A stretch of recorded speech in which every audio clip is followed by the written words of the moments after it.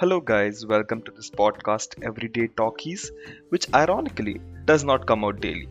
I am Anshul and I talk about random things to random people, majorly about life, perspectives, and thinking process. It's like an interview, or let's say more of a conversation with one or two guests about random topics that interest us. To be really honest, it's just a way to reduce my inhibitions in talking to people. So come join me and enjoy.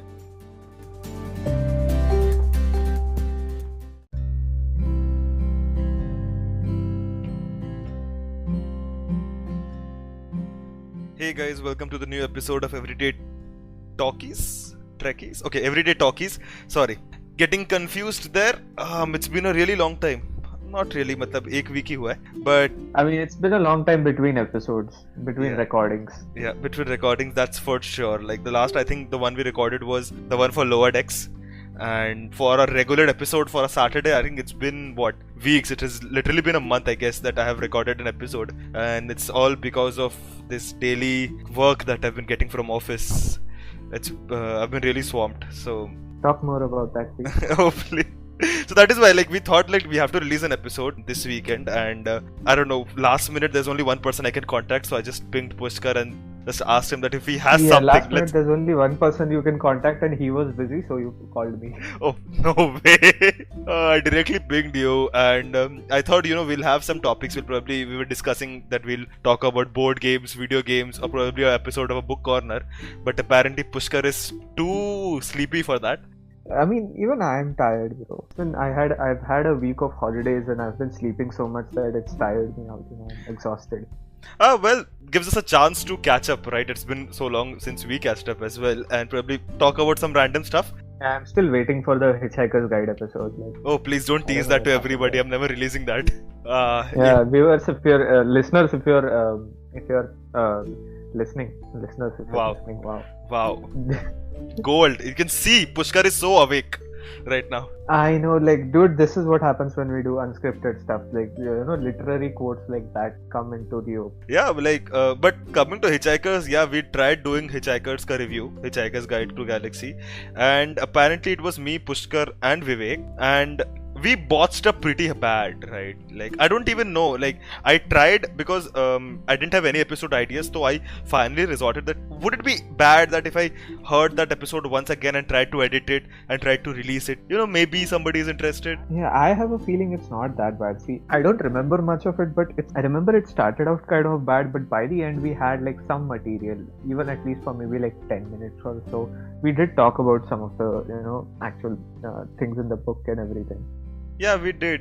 Probably it needs to be more structured. I don't know. Like, since my hard disk crashed, my all original recordings are all gone. But I don't really require them because I have the MP3 or those versions, so that's absolutely fine. But the ones where we never edited anything, all gone. But okay, we missed probably. There are only 2 episodes that I had never released. One was our Hitchhikers, and there was one which. Yeah. I think was probably my very first recording with one of my friends, and the quality was so bad that even I could not muster the courage to just release it anyway. So I had to cancel that. And probably there was one more with Vivek. We did the first episode, and the quality came out so bad that we have to re-record the entire thing. Could you imagine the same topic talking about the same thing again? Yeah, but I guess if you're re-recording it would be a better episode just because you're used to, babbling. Because initially when you told me about this whole podcast idea, I was like, okay, we just randomly we'll just talk. How hard is it to move your mouth and make sounds and yap on for like 30 minutes? But turns out it's really damn hard. Yeah, at some point when you do it every week, you tend to run out of topics. Probably I'm just talking like an old man right now. I mean, maybe we haven't run out of exactly, but I'm just talking more on the lines of, because I have realized because of doing Everyday Trekkies, I kind of it became easier for me to talk at length, about things just on the spot, which I could not do before. So it's been nice. And circling back to Hitchhiker's Guide, I think since Hitchhiker's Guide, I feel like there's been. I mean, how long ago was Hitchhiker's Guide? Like 3 months, maybe? Easily, yeah. And it feels like it's been years because this 2020 has just been like a weird time loop.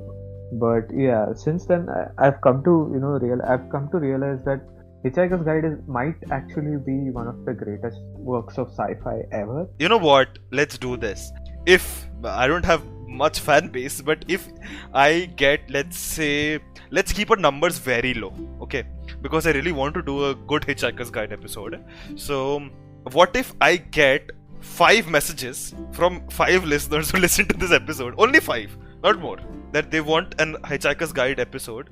I'm sure I'll probably do that. Anywhere. Insta, Twitter, my email, my phone number if you have that, anything.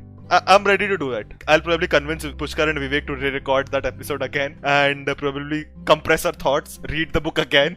I mean, yeah, it would be a good excuse to read the book again. Yeah, that is true. Like, it's been long. I actually read, I think, the first 3 parts and then I left it. I don't know where. So, even I have to complete it. So, I really want to read it again and get back into the thing. So, if 5, and it should not include Vivek and Pushkar. Yeah, because, honestly, like, I had no idea about this, like, when I read Hitchhikers. But then I was just like, let me read some more sci-fi because why not? I read Foundation by Asimov, and that's what the next book corner was supposed to be about. And we'll still probably do it. But a small thing I realized ki, Hitchhiker's Guide is basically a parody of the first Foundation book. And it's really sad because I think my experience got ruined because when you've already read Hitchhikers, it's like reading Foundation is like reading Hitchhiker's Guide, but it's taken completely seriously. Like everything in the like if everything in Hitchhikers was taken seriously, that is what basically Foundation is. Then you know what? We should recommend then we'll not read Hitchhikers first. Let me read Foundation first and then Hitchhikers. Probably I'll enjoy more the Hitchhikers portion. Yeah, probably. I mean, I don't know. I think you would really like Foundation. For me personally, it was just like I personally I think prefer Hitchhikers more. Yeah, Hitchhikers has its cult following. I'm sure. I'm sure our everyday Trekkies audience would enjoy it. I don't know. I'm just marginalizing my audience like this. But okay, let's move on from sci-fi. Sci-fi is if we dive into this, Discovery has started. We have not made a Discovery episode. Things might go out of hand. Do not mention Discovery. We will completely this episode will go completely off the rails. Yes. So let's just move away from the whole sci-fi topic. Okay. Talk to me about your recent found love of cycling. You bought a new cycle. Oh yes, let's talk about that. So okay. I bought a cycle. There was no real awakening in my life to get fitter or anything like that. It was basically a friend of mine bought a cycle, then another friend of mine bought a cycle because that friend bought a cycle, and then I talked to you about it, and you were like, yeah, even I cycle, and you said like cycling is very good and this and that, and then a friend of mine here also got cycles, and I 10-year-old boy was like, even I want a cycle now because everybody else has a cycle. Yeah, so that basically happened, and I was like, might as well be there's nothing going on in our lives right now that is significantly moving us anywhere, so I was like, might as well get a cycle, and I did, and I don't know, it's been such a nice experience. I was not expecting for it to be so to become such a happy part of my life, because generally I hate exercising. It's annoying, it's irritating, it's after I'm done exercising I would just want to lie down for hours, but cycling has been really nice. I mean, just the opportunity of going out, maybe going outside the city, just going on roads that are completely empty when you're surrounded by grass and different birds and animals, and it's been really nice. It's also been really exhausting at times when I thought I could just do 10 kilometers or 20 kilometers on a whim. And I did that, and after that my legs did not work for the rest of the day, but yeah, generally it's been very nice. Excuse, after riding 20 kilometers to lie down on the bed for the whole day. It's not even an excuse, dude. Literally my legs were, they were like pieces of wood basically. They would not move. Yeah, I get that. Yeah, what was horrible was actually the 20 kilometer thing. I wasn't even planning to go 20 kilometers. I was like, I had charted out a route for 12 kilometers, which was basically the route was on either side of a river, and I had to basically cross 2 bridges for it, right? And one of the bridges is really low, so I went from the first bridge. I did about 75% of the route, I came to the second bridge. Turns out the second bridge was underwater. So then I had to go all the way back, the way I came basically. And even then I was like, I'll take this shortcut. Google Maps shows there's a road that's basically like a shortcut going there. Went to that, there was basically a path. I started at that path. I went a little farther. There's no road. There's just grass and mud. And I had to, cycle through that. I fell down a couple of times. I had to walk some of the distance, and in the afternoon heat, and it was horrible. And by the time I came home, I was just like I was half dead.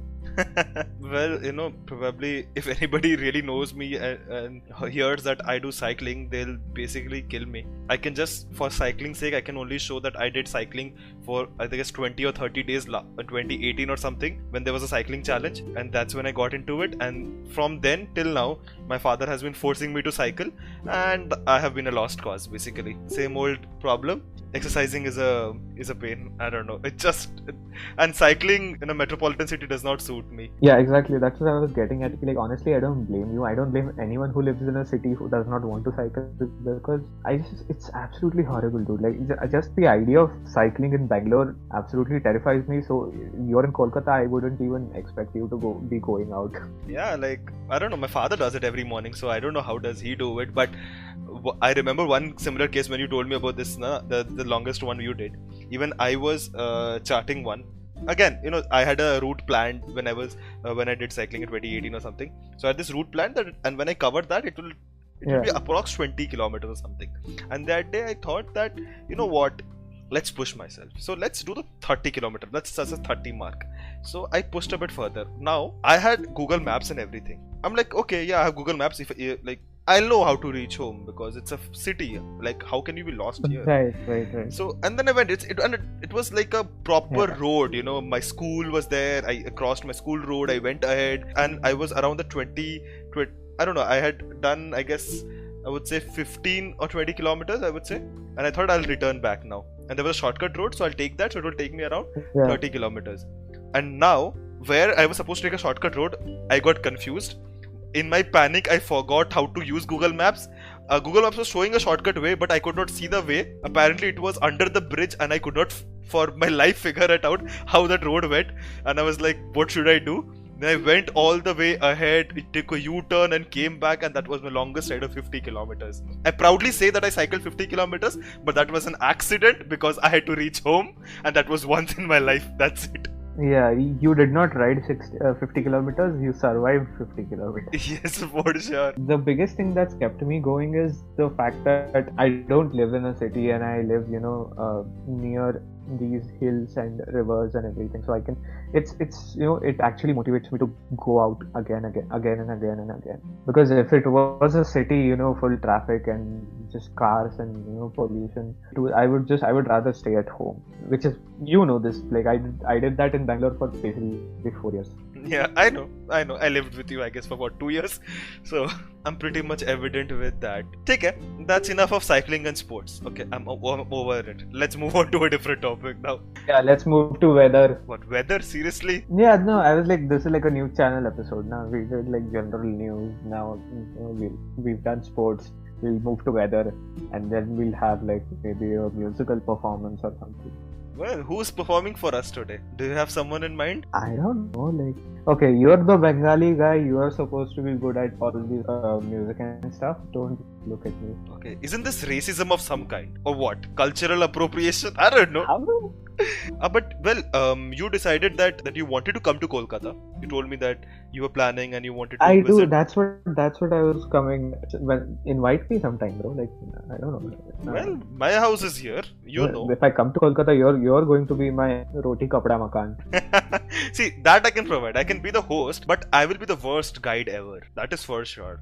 I don't know. You will know more about Kolkata than me. Yeah, that's the thing. Like, I have been to Kolkata twice, but not for like more than a day.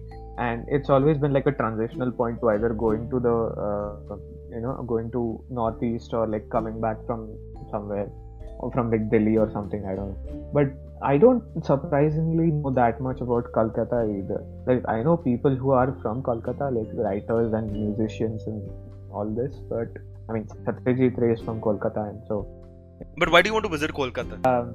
Okay, I just did a whole explanation about why I wanted to visit Kolkata, and apparently the recording got fried. So, listeners, if you're listening, he's revealing the secrets. Okay, guys, I'll repeat because he's too lazy to repeat. He was planning on writing something and he wanted to visit Kolkata because that sounds awesome. He wants to know the history and that's why he wants to write it. But apparently, he's too shy to reveal the first book that he has written and has not giving me any updates, not giving you guys any updates. So, I don't know. It just might be a myth. It just might be, I don't know what. It's not about being shy. I'm just waiting for something official to happen with the book before I say something, you know. I mean, so far nothing has happened, so that's not a very good sign, but I'm holding on to hope that something will happen. Let's see. You know what? My podcast has reaches to the ancient cities of Greece. If anybody from there is listening and wants to produce Pushkar's book, I can give my backing as, you know, my word is enough backing, I think. Don't ask me for money, but my word is enough backing. And if you want to publish his why book, Greece? I don't know. They have this historical thing. I don't know why. I mean, okay. At least say like France or something. Like, I don't know if anybody listens to me from France. I just saw Greece in my, you know, whole statistics list that somebody probably listened once from Greece. I'm like, wow, that's amazing. Oh my God, we have a fan base in Greece. Damn.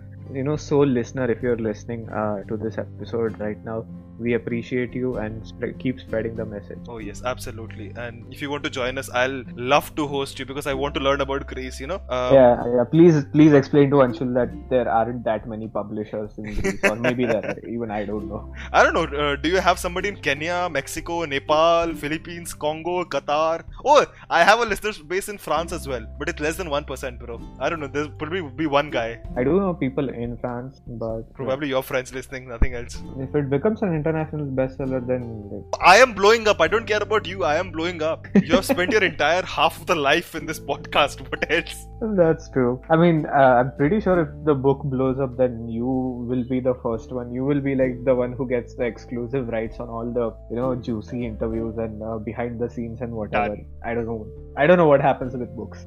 Yeah, I don't know. Yeah, that's something we'll have to figure out. But okay, you know, while we were talking about this Kolkata thing, I remembered, you know, you were telling me probably some time back that you did a solo trip. I did, yeah. To Nepal, right? Bhutan. Oh, sorry, Bhutan. Yeah, sorry. Yeah, I've told this to you like 100 times, and every time you think it's Nepal. Okay, come on. They are nearby. The names gets confused. I just leave. And I'm the one who's stereotyping. Oh, come on, don't make me. Okay, guys, this is friendly conversation. We respect. I don't know. I'm just making it worse. Let's continue with it. So you went on a solo trip to Bhutan. When was it? Tell us about it. I have nothing to know. I don't know anything. It wasn't a solo trip exactly. I went to Darjeeling solo, to my friend's house. And from there, me and my friend, we basically, just the two of us, took this 3-day trip to Bhutan, which was one of the best experiences of my life, because I don't know, it was like, now looking back on it, like I went there I think in 2016, so it's been more than 4 years, and now looking back on it, it feels like a completely surreal thing.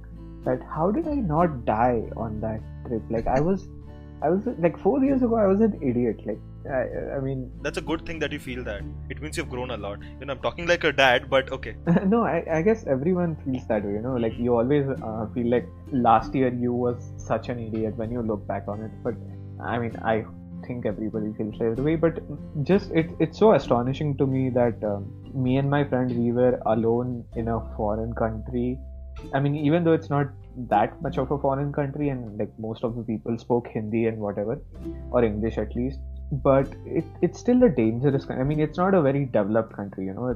It's generally like mostly jungle. There's not a lot of infrastructure, and yeah, we were just among strangers all the time.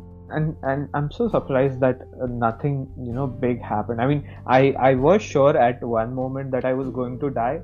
But other than that, it was such a nice trip. Well, I would love to hear the dying story. That would be a good addition to this podcast. Anyway, this podcast has gone out of rails, so why not include it? Yeah, so of all the amazing shit that I did in Bhutan, like, you know, going to the Paro monastery, which is on the side of a cliff. You know, we had to like climb up 2 mountains and whatever, and going through jungles, driving through these roads that were basically like two accidents. Two cars ran off the road and went down into the valley while we were there. Wow. All this shit happened, and the moment when I was actually thought I was going to die was when there was a dog in front of me. What? Yeah. So our first night in Thimphu, we were staying in this Airbnb which was run by this old lady, and she had like two dogs basically, and one of them was like what are those big dogs called,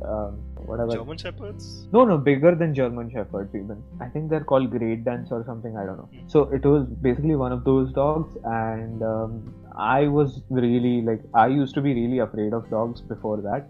And what happened was, we went there, we had dinner and everything, and it was I think around 7, 8 or something like that, and the sun had already set, and most of the town was already shut down asleep. And I, in my infinite wisdom, decided to take a walk. Okay, so this lady's house was like kind of on a hill, so it was like you had to go up a driveway to get there. So I go down, I take a walk through the city. It's really cold, so I take like a half-hour walk. I come back, and by the time I come back, it's like really dark, and her driveway has absolutely no light. The lights are directly like at her house. So I'm coming up this driveway, I hear the dog barking, and like it's a super mean, super loud bark, and I'm completely in darkness, and obviously the dog doesn't know who I am. I'm not like a familiar person, and the dog and the noise kept coming closer and closer, and in those 5 seconds I was like, okay, this is the night that I die. Like, I'm gonna be eaten by a dog, I'm gonna be shredded to pieces. And yeah, like, coming to Bhutan was the worst idea, and I was just like, I had accepted my death. I had accepted all like mere paap dulha do or whatever. And the dog came up to me, and he kind of half jumped on me, and like he had come up to, like, his mouth came up to my chest, and I was like, okay, I'm gonna get eaten. And then he started licking me. Yeah, that was, I think, one of the big revelatory moments of my life. Yeah, I do not need to be afraid of dogs. I mean, it's such a minor thing, but going from I'm about to get eaten to, oh, puppy, that kind of transition, I was just like, yeah. But since then, I guess, I don't know, it was such a definitive moment of my life that since then I've never been scared of dogs. I've actually developed quite a fondness for them. That was a good story. I never knew about that. Of all the things, a dog was something which made you realize the worth of your life. It was like a burden was lifted from me, like one less fear in my life.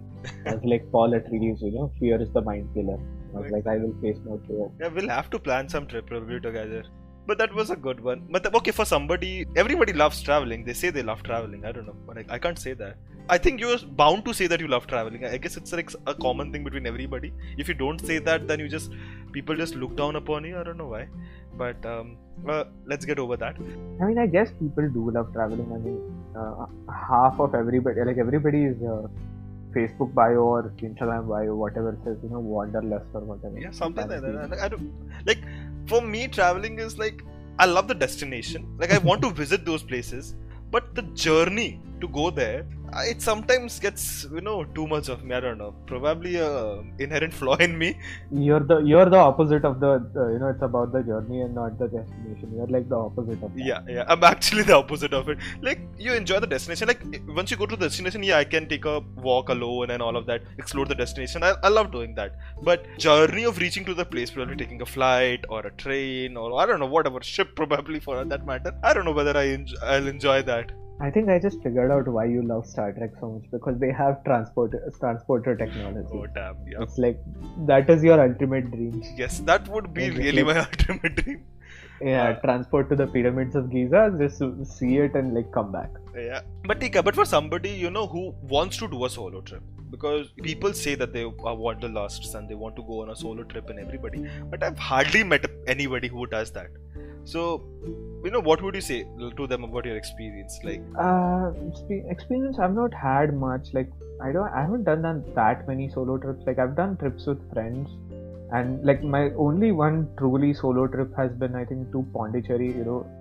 Yes. You remember that? Like I Yeah. went to Pondicherry and came back a day early because I had nothing to do. Mm-hmm. So I won't really say that a solo trip is all that it's cut out to be, because the whole point of, I think, traveling is so that you get to spend time with different people, or even people that you know, and you get to enjoy things with other people. I think the biggest part of traveling for me, the more I look back on it, because I've traveled a lot. Like I've been traveling since I was like whatever, I don't know, since I was like a year and a half old. I don't even remember it, but my parents really like traveling, so they would just take me everywhere. So that's always been like a big part of my life. And the more I look back on it, it's like the best moments of traveling anywhere have always been the ones that are with interesting people. So I think when you have people that you like, or people that you meet who are really interesting, that I think makes the journey worth it, because that's what makes the journey fun. For me, it's rarely about the destination, because after a point it's like every destination has its own story, but you start to learn that it is more or less the same story with different versions of it. And there are obviously like experiences which are completely larger than life.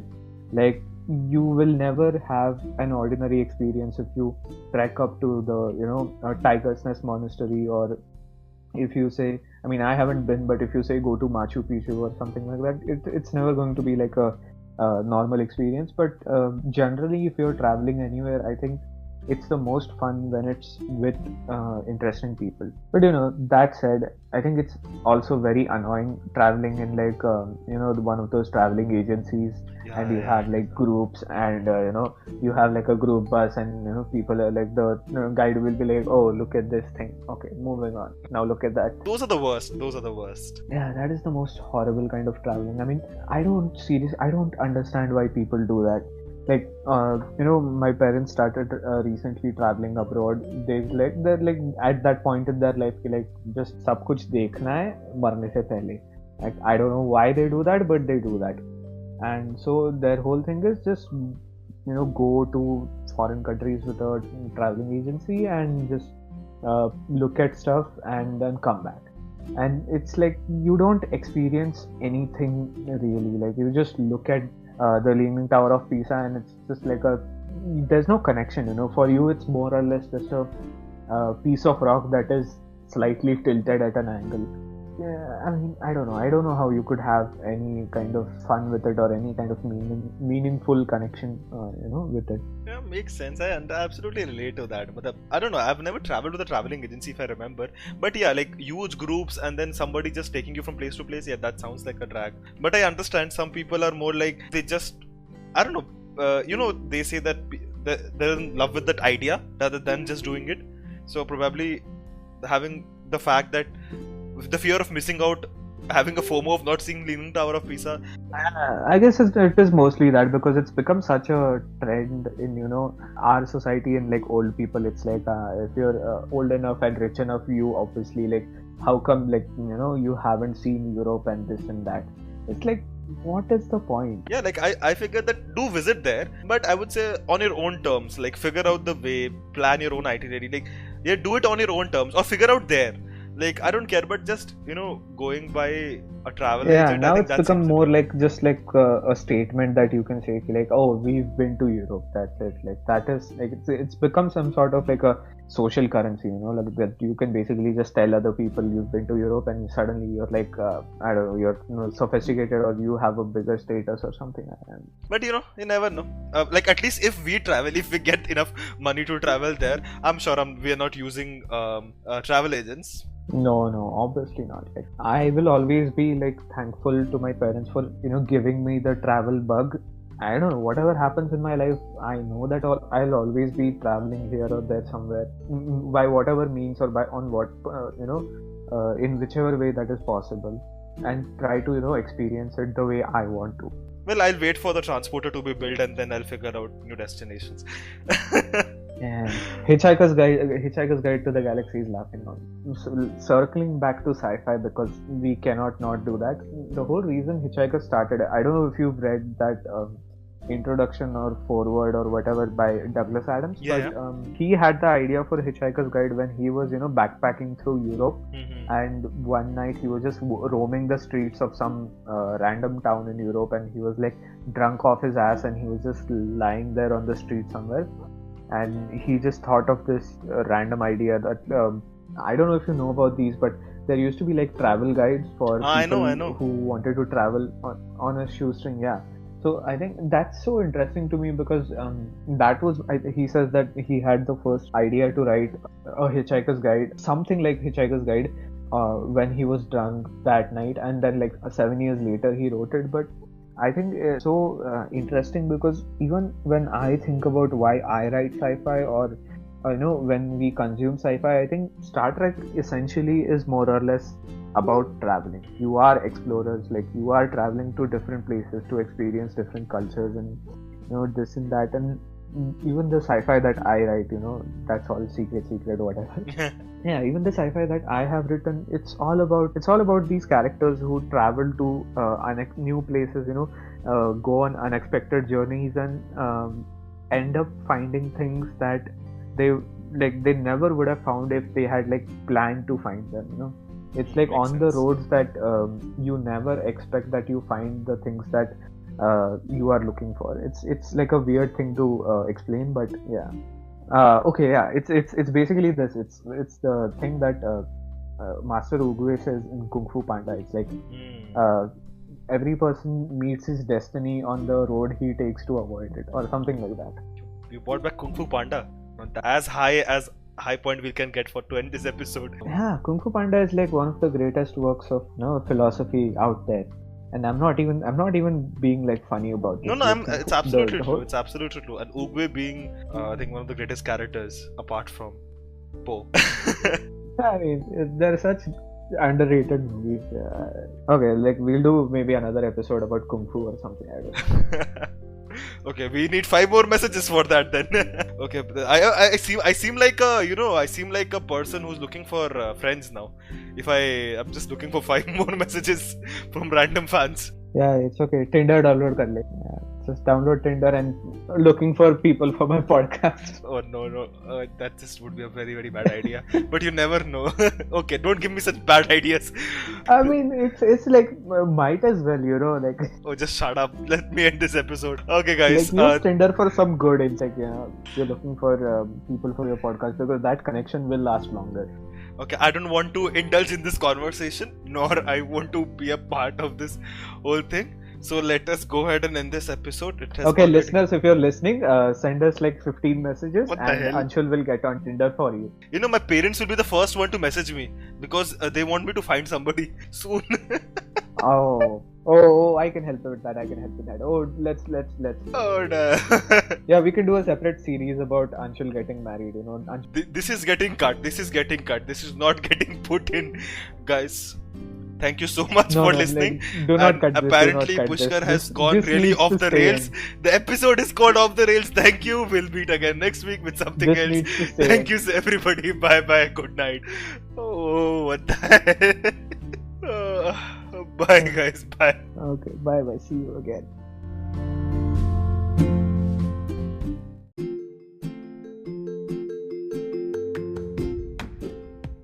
Thank you to all the listeners. I'll catch up with you again soon with someone new and lots of interesting discussions.